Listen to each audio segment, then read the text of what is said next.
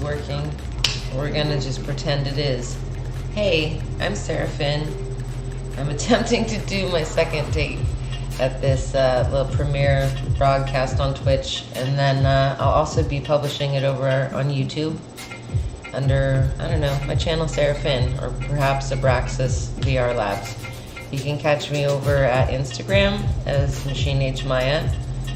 And yeah, this is just going to be a tour of some of my recent tilt brush works.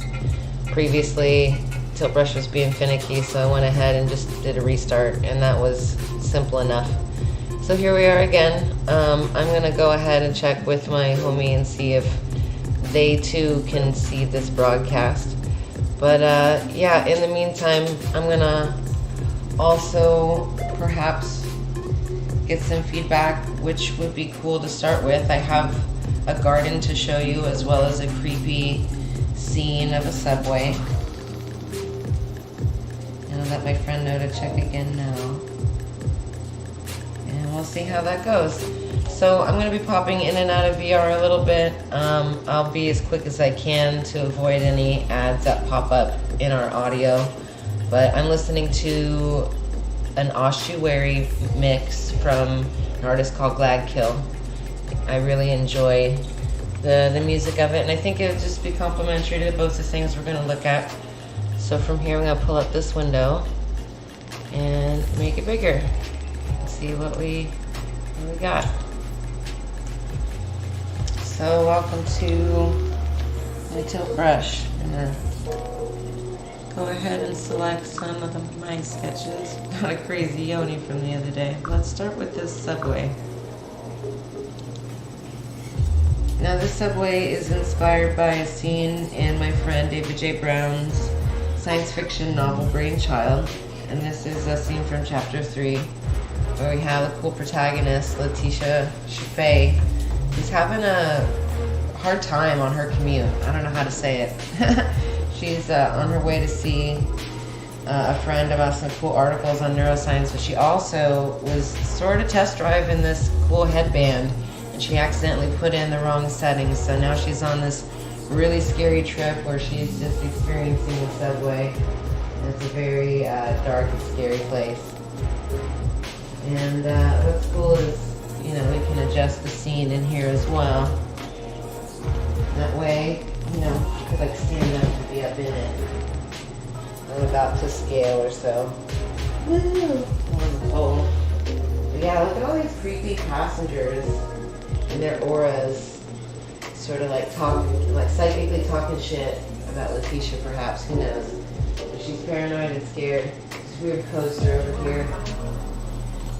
Let's zoom in and see. The reptile eyes kind of manifesting through the walls of the subway train. All this cool graffiti comes to life with these animated brushes. And the people on the seats too. But yeah, this is fun. I use a lot of references of subway photography from the time, so all these graffitis are pretty faithful renditions of what are in the subway cars at the time. And yeah, I got a couple little ads here and there, but not too much high def on ads. I don't want to showcase the vibe of the graffiti more. So I'll do some close-ups on these characters. Very cool. So this is my nun. I love her. I say it's nun, really, but this is the way I envisioned her. Even years ago when I first read the book, this scene was so scary that it just made an impact on my visual imagination because it's so good with words. But this nun turned into something really freaky. I love her. She's got like blisters and charred skin and like flames and smoke. And her brain is like exposed and she's got little rotten maggots and some bile squirting out. Yeah, I should put like a trigger warning on this, huh? Well, here's your trigger warning. About this like really gross punk guy over here as well, but before we get to him, we'll look at this cool girl. I like her boots. She's pretty dope. But yes, this is Letitia. I like her, she's got cool details. A lot of these, I made it a much larger scale and then shrank them down to bring into the subway. That way I can get more detail on their faces with you know, the line work as well as the shadows. And I got this guy. He's intense. He's got nasty breath that's kind of animated. You can see that floating in front of him. But he has these teeth that are very visually depicted in David's book. They're kind of metallic and silvery and have nasty froth, but they have fangs. It's like a motif between him and then they both have very terrifying fangs. Let's go over the fangs for a second. Yeah, it's creepy. Like shiny but discolored. He's got these weird cybernetic plates sort of poking out of his dirty skin and these weird mercurial liquid metal tears coming out his buggy eyes that also have blisters. Trigger warning, I know it's gross, but it was kind of fun. I usually do very sort of pretty and fluffy visionary art stuff, so it was cool to do something that was kind of like a bad trip in a way. I like his chain. That was fun to make. Yeah, and you have the silhouettes of all these people. Their animated auras. I liked using the Unihull brush, the Unilit hull brush to make these silhouettes. That way, it doesn't really matter what angle you see it from. It's all lit the same. There's no shadow on it. It's for good silhouettes. These people.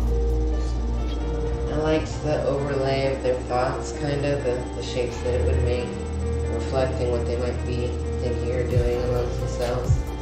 This lady with her cane and her bag. This dude in the corner. Yeah. It's kind of cool. It has nice light. All those pink stones. Ooh, look at that.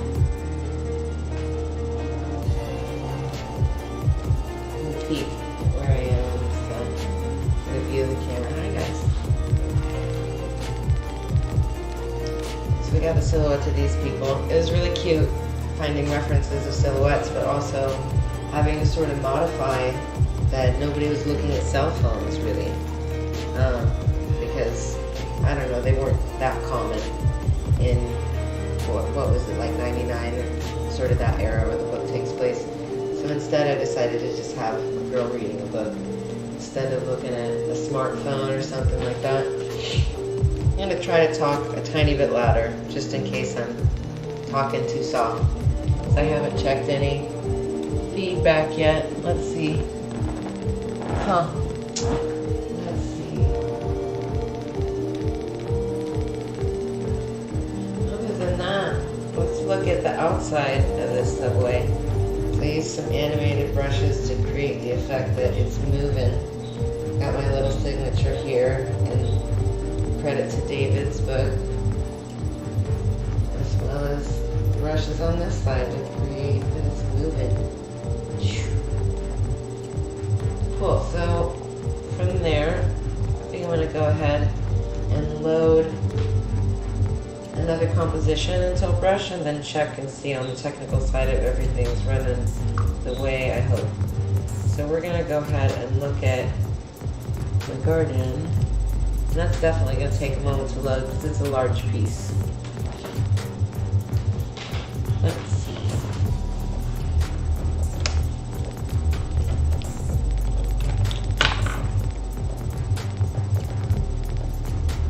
Well, it looks like at the moment my friend cannot see the live feed. Strangely, I'm able to in my window. It only has a little bit of lag, so we'll see how that goes. In the meantime, I'll tell you about my garden. So it was probably about 3 weeks or so of work on it, and it probably has about 30 or 40 different plants in it, all based on plants from life, which is cool. And I took suggestions from a lot of my friends on what flowers to include because I personally didn't have specific knowledge of that many flowers. But it was cool to go through a process of learning about them and finding good reference photography. And it was right around the time that I finally figured out how to bring references into VR, which is really fun. That way you can see what you're drawing while you're in there instead of just trying to work from your mind.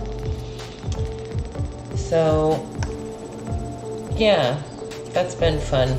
At this point, unfortunately, this file's fairly big, so I'm still working with how I want to upload it, if I'm going to need to reduce the complexity of the strokes, and then see if it'll upload.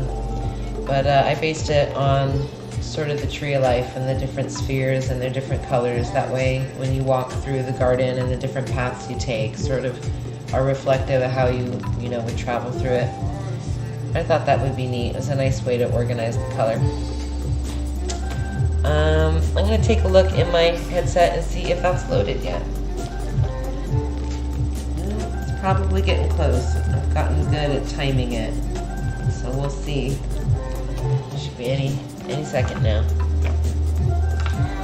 If all goes well, I'm hoping to have my first little VR art show with these pieces in June, and I'll keep everybody posted on how that goes, and I'll be sure to perhaps, video it or stream it if I can work that out with my mobile device and Twitch. We can get over these technical hurdles and see if everything's going smooth. But yeah, so the first part of this piece is loaded. Usually they show you a cool little animation and give you a peek where they show how it's painted. They give you like a replay of how you put it all together. And this replay would take quite a while because, like I said, I spent a few weeks on this piece. So I'm going to go ahead and hold the trigger to quick load, but that in and of itself is going to take a couple minutes. So I'll just pop out here again so I can address you, the viewer, whoever you are. Other streams I plan in the future will be more of me actually drawing in VR and stuff, but for this sort of technical test, I figured it would just be easier to give you a little tour of the bigger pieces I've done recently. But you can also check out my stuff on Polygoogle, and I've noticed that most smartphones are capable of loading the simpler illustrations in VR on your phone, so you can check them out as a 3D model and turn it with your finger on the little pad. And the bigger compositions, sort of like the subway scene, or in the future if I'm able to get the garden to load, you would want to see those on your computer at home just to make sure that you don't accidentally crash your browser, whether you're using Chrome or Safari or whatever. But yeah, this will load in just a moment or two, and I'll give you a peek inside the garden. My friend sort of gave me the idea. I think we're going to go with Verdant Garden, but just do like VR, D-A-N-T, kind of like that. It's cool phonetically and make it easy to find. I would have given it some long, complicated, weird name, giving, heed to some cool natural history or something, but that would just be too complicated. I liked my friend's idea. Oh, this happens to be one of my favorite parts of this mix, so I'm going to just turn it up, shut up for a second while this loads.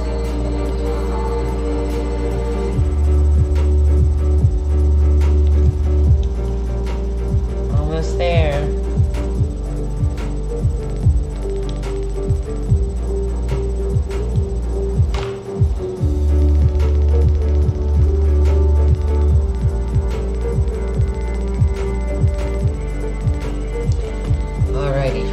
Take one last peek at this Twitch thing and see how it's working. Well, it's telling me that 2 people are watching. Hello, person, whoever you might be watching. We're about to dive into my garden. I appreciate your patience. I'll figure out in other ways if this is working for other viewers. But yeah.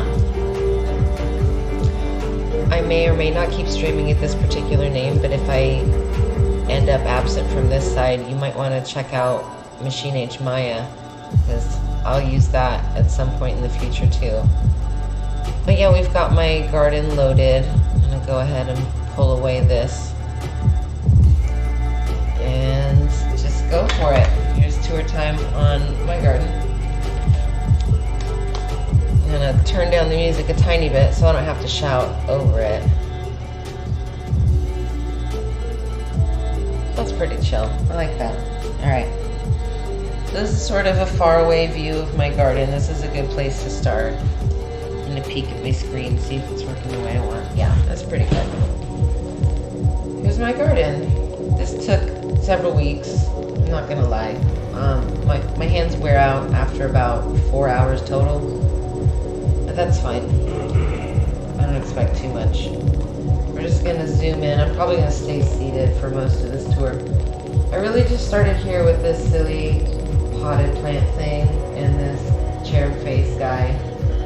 I left in this reference here. I had mapped it out initially so I knew where all the spheres were. I haven't decided whether or not I want to keep these little sort of firefly lit trails along the paths. But for now it's just a nice way for me to visually keep track of the structure of the garden. I guess the sphere, forgive me if I say these things wrong, you know. This is Malkut, this is the sphere, so it's the earthly realm. Sort of start at the bottom of the garden, you can see. Yeah, and I've got a cute little datura plant here. Some lavender and roses, some ivy. I have grapes that are slowly ripening. A couple reference images. Look, this is a cute sort of view inside the process. I didn't end up making these jack in the pulpits, but this is a reference image that I brought into Tilt Brush, and you can scale them, you know, and then you can just draw, or you can draw right on top of it if you want. I'm going to toss this because it's fun to watch what happens when you toss it. Yeah, it's got some nondescript little clover guys. They're one of the few things that isn't hyper-specific as far as like what species and stuff. Has some little fern guys, peony.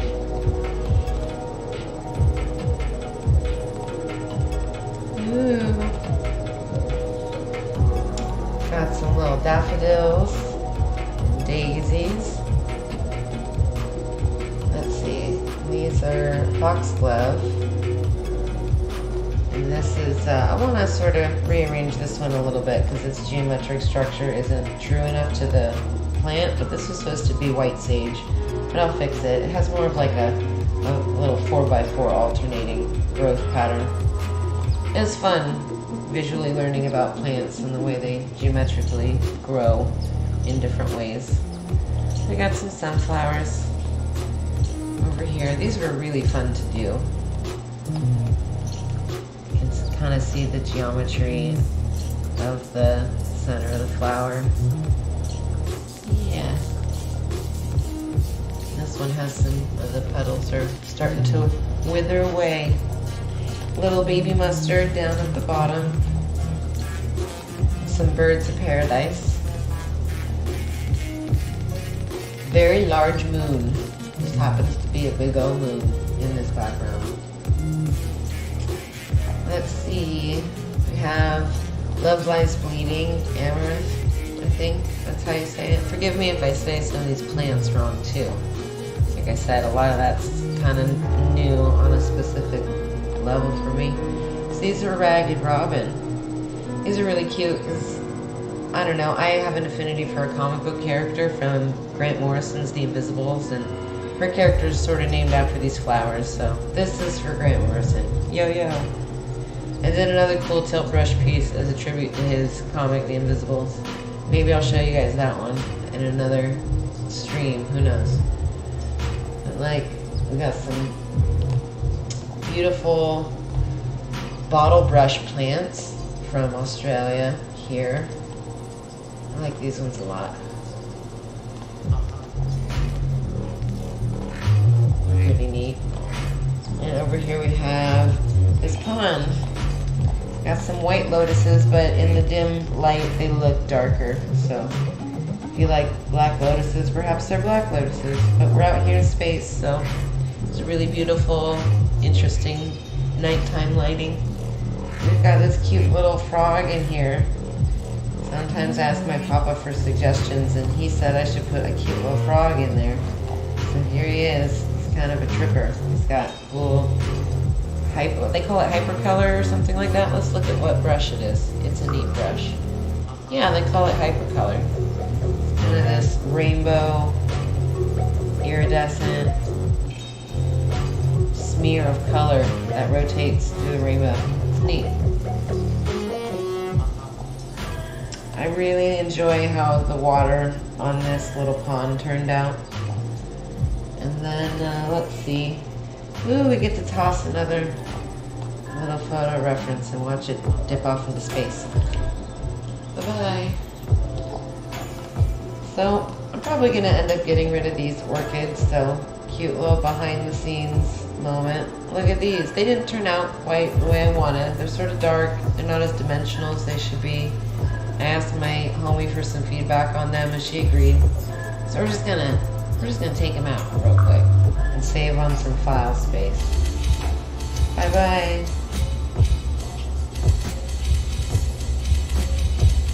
I can make this even bigger, maybe make me smaller, make this big, take more out at once.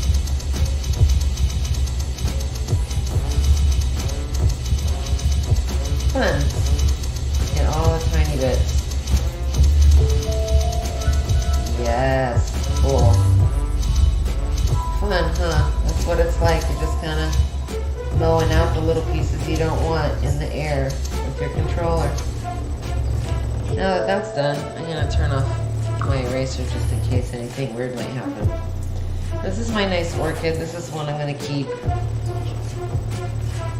It's pretty neat. I like how glowy it is. It's sort of supernatural. I used the electricity brush for all of its veins and stuff. One of the things that is sort of odd but fun in tilt brush is figuring out what brush you think looks best for the structure you're trying to make. And I don't know, I just had this electric orchid in my mind, and I kind of wanted it to look a little bit more supernatural than the other ones for some reason. So here it is. It's kind of neat. Over here are some passion flowers that turned out really neat. My friend, you know who you are. You love these. These are for you. If you see this later, you can giggle to yourself because, yep, I made them because you showed me how pretty they were. Let's see, you've got some jasmine over here. It would be really fun to have essential oils and make smell-o-vision for people experiencing this. And then, oh my gosh, these are going to be hard for me to remember the names of. I think these are like little spoon daisy things, African spoon daisies, because they have that cute little pinch that makes them look like spoons. I don't remember what these are. They might be, I know they're a night blooming flower of some kind, but they're neat. They have a red back of the petal, and then the inside that gets exposed when it blooms is white. They're pretty neat. Over here we have little lily of the valley. They're supposed to, just be super cute. They're a favorite of many people. When I asked for what flowers I should do, this came up quite often. So I was like, all right, we got to put them in a special place. So they're here at the foot of this gorgeous cherry tree that I put as sort of like, the head of the tree of life, sort of holographically representing the whole thing at the head of it. Yeah, we've got these beautiful, almost black roses, but they're sort of purple. It would be difficult to see if I made them true to color and made them in a black palette in the program here. So I just made them really dark purple and figured that would work as far as the eyes translation of it. Yeah, these really cool things back here. They're called Black Magic elephant ears. They just look so velvety and cool. They're really neat. You should check them out online. All these plants are gorgeous. So these little renditions, I feel like it's almost Lawnmower Man style, or just sort of 80s in the way that it's very polygonal still. But it was fun to try to make them as photorealistic as I could. What else is hiding in the garden I haven't talked about yet? There's a couple errant things that aren't necessarily going to end up in the final composition. Going to definitely change a lot of this chrysanthemum cluster, but these are my little chrysanthemums. There's so many of them, it's ridiculously expensive. These are, what are these? They're some kind of like buttercup thing. My friend suggested them. Brandon, what are they? They're Cape buttercups. I think that's what they're called. I don't remember these guys, but they're beautiful. They might not end up in the composition, so check them out at this moment while they still exist in here. They got cute freckles and other plant anatomies I don't know the name of. This is wisteria. It's like Japanese wisteria on the beams. And then we got these cute, I think they're just called bleeding hearts, to be quite honest, something like that. They're pretty neat. They have these little petal things that come down that I guess are supposed to emulate dripping blood, which is creepy, but they were just cute. I looked up heart flowers, and this is what happened. Even though they're slightly creepy, as is the name of that other amaranth over there, they're beautiful, so they made it. Thank you, goth girlfriends, and here's the cool suggestions. Yeah, I know some awesome witches, and they came in full effect to help me with plant knowledge. It was very cool. We don't mean like real scary witches, we mean like in touch with the earth people. So don't get your panties in a twist. If you're spiritual, we're spiritual too. It's all love. Yeah, check out this cool garden, everybody. That's about it for the tour on it. There's some white roses over there. Slightly redundant on the roses, but I wanted them to sort of be a frame for the two sides of the garden, as you can see. Oh, this is one of my favorites. We didn't get to this one. So, there's this one. Stargazer lily. This one smells fabulous in real life. If you ever see these at the grocery store, go put your nose in it, because it's amazing. But don't bring them home if you have cats. I mean that. They're poisonous to cats. Cats are weird. They like smelling stuff they're not supposed to get into. Their leaves and their pollen and their petals are all the plant is toxic. Keep them away, especially because it's almost Easter and these are going to be in bloom. So you can appreciate them here in VR. There's no danger to your kitties. Look at that. We're solving problems with VR already. I'm gonna go ahead and load another thing. Get a cool peel away view of the garden before we do. Woo. Go back to my sketchbook. Skip by that yoni for a moment. Let's see. Perhaps I'll show you this cool portrait of Sarah Connor because I only just recently learned that it was featured on Polygoogle, which was really cool. And the subway also is currently featured, which was, oh my gosh, thank you so much, you guys over there, for seeing my work and appreciating it and making it visible for people. I did a really intense, nerdy dance of joy when I found out the other day. And I don't know, I want to pay it forward, so thank you. This is a portrait of Sarah Connor as played by Linda Hamilton in James Cameron's The Terminator from 80-something. And it's one of my favorite movies. It had a big influence on my love for science fiction. And I always thought that the aesthetic of that moment in the bar called Tech Noir was really cool. And so when I was like, oh, I want to do a portrait of her, I was like, oh, this particular medium would be so cool because you can be in the bar with her. And even though this was an earlier piece, I did this sometime in, I want to say like late December, early January. So I didn't do a totally fleshed out bar, but I really loved this photograph of her where I had a nice perspective like this. And she's just looking past you, the viewer, the camera, and she's seeing someone coming to the bar, right? It's Arnie coming to get her. This is filled with, you know, some neat details. This dope sign behind her is faithful to the set, as well as like the bar's lights up there. I used to work in some event production stuff, so I like details like that. If you do a nice zoom in on her face. So about me as an artist, I love portraiture, I love faces, I love iconic cinematic moments, and in particular, I just want to pay homage to this beautiful, powerful woman. You, Linda Hamilton, you're about us. Thank you. We get to have more of her in our cinematic lives, like later this year. So all you Terminator fans who've been asleep, we get James Cameron's third version soon. And check out this twinkle in her eye, this like red laser beam sighter of Arnie's gun coming for her. It's a scary detail. Woo! So yeah, the bar. Let's see what other fun things. Let's do one more, and then I will let y'all go for this, I don't know, test/premiere stream at my little VR tilt brush art channel. What should we look at, you guys? Let's look at this. Okay, so this is a tribute to Alphonse Mucha's piece called Spring.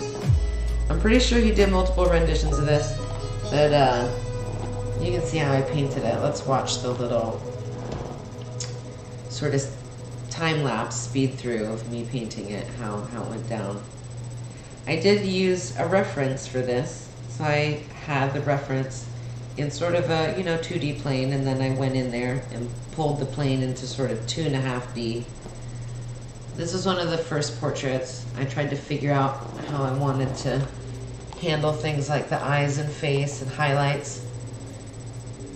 At this point, I can see how I might have made it a little bit more refined, but this was not half bad for a first try.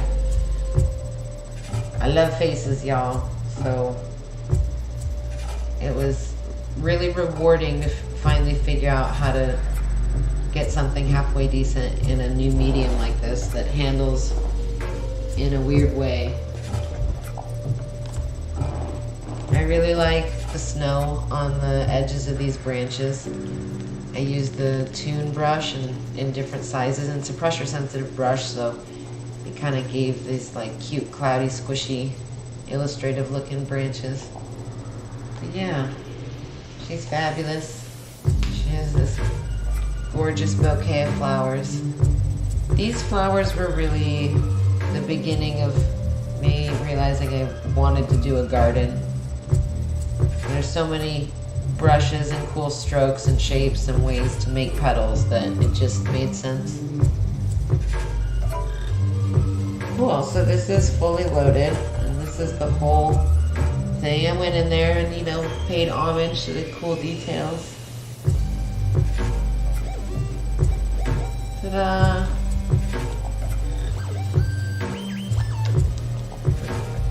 Ooh, you can get a real idea of how big this is. This is about as small as I can make myself. I'm about the size of a squirrel, you can see from the scale. Looking up and around.